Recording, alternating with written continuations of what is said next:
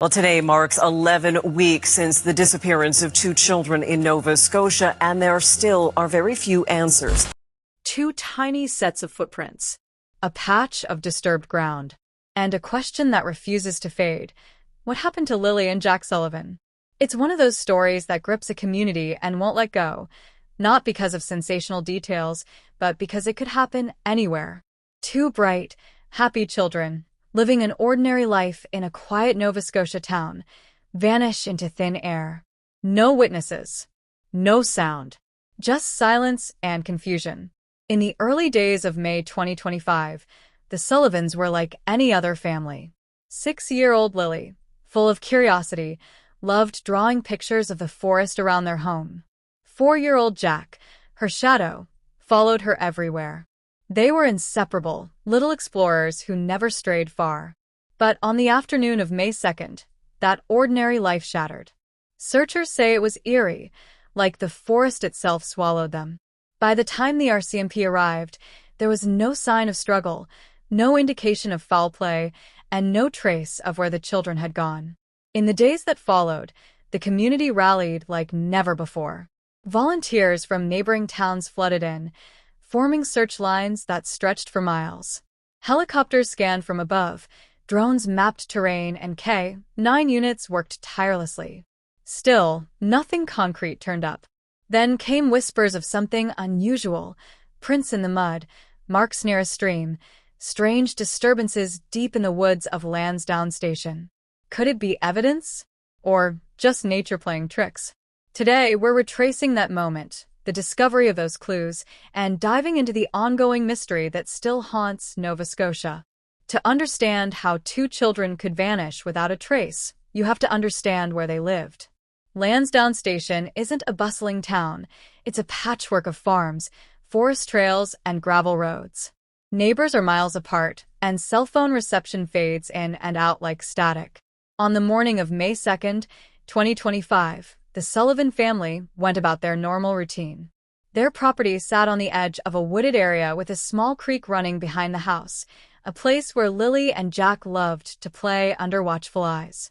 Around midday, their mother reportedly stepped inside briefly to prepare lunch. When she returned, the children were gone. At first, she assumed they'd wandered toward the creek. Minutes turned to an hour. Calls of Lily, Jack, echoed through the trees with no response. By late afternoon, panic had set in. The RCMP was called, and within hours a formal search began. Dozens of officers and volunteers combed the woods until nightfall, using flashlights and thermal imaging drones. The next day, the search expanded in every direction. Roads were blocked, ponds drained, even neighboring properties searched with consent. Reporters began arriving, but the RCMP urged calm. No evidence pointed to an abduction or accident yet. Parents from nearby towns joined in, leaving meals and supplies for search teams. Entire communities prayed, hoping the kids had simply wandered off and would soon be found cold but alive. But day after day, there was no sign, no clothing, no trail, nothing that clearly belonged to Lily or Jack. For many, that was the most chilling detail of all. It was as if they'd been erased. On the fourth day of the search, teams focusing on an area about 2 kilometers from the Sullivan home stumbled upon something that changed everything, at least for a moment. Near a creek bed, half hidden by fallen branches and mud, were what appeared to be small boot prints. Not one, but several, leading in a meandering line before vanishing at the water's edge. The prints matched the general size of a child's footwear. Hope surged through the camp. The area was quickly sealed off. Investigators documented the scene, photographing every impression, collecting soil samples, and marking distances. Forensic experts analyzed tread patterns, trying to match them to the type of boots the children owned. Close by, searchers noted disturbed ground, compressed leaves, and an unusual scuff mark running parallel to the prints, almost like something heavy had been dragged. Others saw smaller indentations suggesting someone might have knelt there. But within hours, rain began to fall. The already soft ground turned to slush, and some of the impressions collapsed before they could be fully preserved. By the time the weather cleared, the scene was nearly unrecognizable. RCMP officials later confirmed they could not conclusively link the prints to Lily or Jack. The area was frequented by hunters, hikers, and farm workers. Anyone could have left them. Still, to locals, the spot felt significant. Residents described the woods as unsettling, quiet, heavy, almost watchful. Some claimed their dogs refused to cross certain paths during the search. A few even reported flashes of light at night, as if someone were still moving through the forest. Whether the prints were genuine evidence or a cruel coincidence remains unknown. But that discovery reignited hope and controversy across Nova Scotia. In the aftermath of the footprint discovery, the Royal Canadian Mounted Police doubled down. Every possible lead, however faint, was followed. Teams conducted grid searches, sweeping through dense underbrush and nearby farmlands. Dozens of residents were interviewed, from close friends of the family to passing delivery drivers. Police examined security camera footage from every gas station and home camera within a 50-kilometer radius. By the second week, investigators had gathered hundreds of hours of surveillance video and conducted dozens of interviews. They even administered polygraph tests to certain individuals. Each lead led to more questions than answers.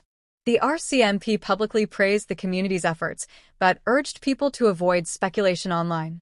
Social media was flooded with theories, some claiming abduction, others insisting it was an accident. But without evidence of foul play, the case remained open-ended.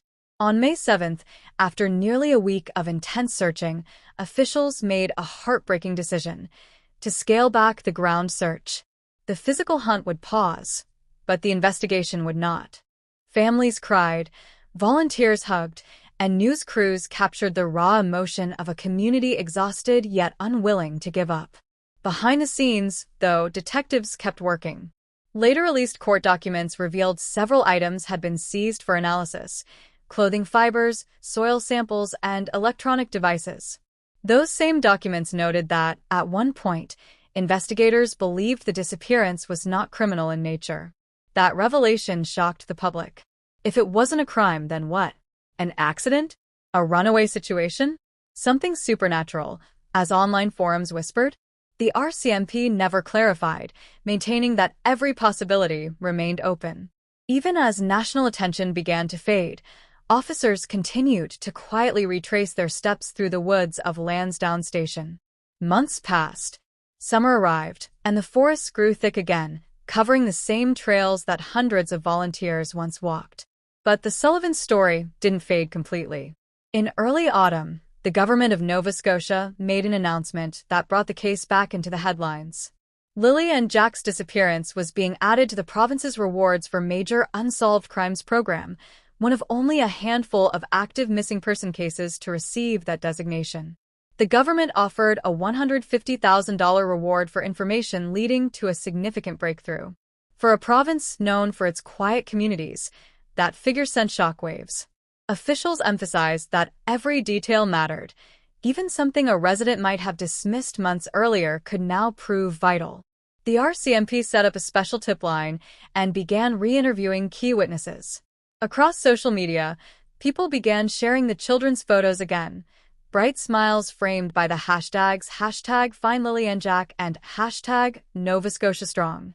Candlelight vigils were held, and schools in nearby towns tied ribbons around fences to keep the story alive. Meanwhile, behind closed doors, investigators continued to analyze forensic samples, digital data, and the mysterious footprint photographs that had fueled so many theories.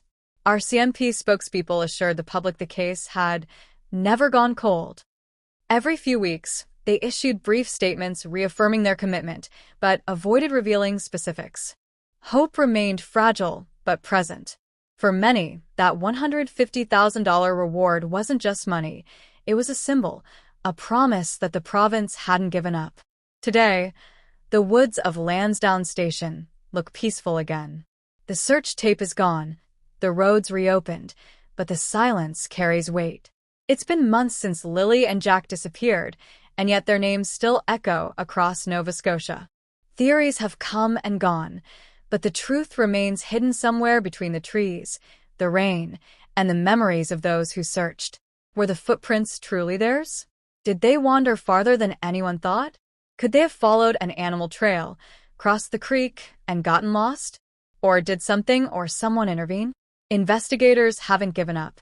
Neither have the volunteers who return quietly each year to light candles by the old search base. They say the woods feel different now, not haunted, but waiting. For the families, every new tip is both hope and heartbreak.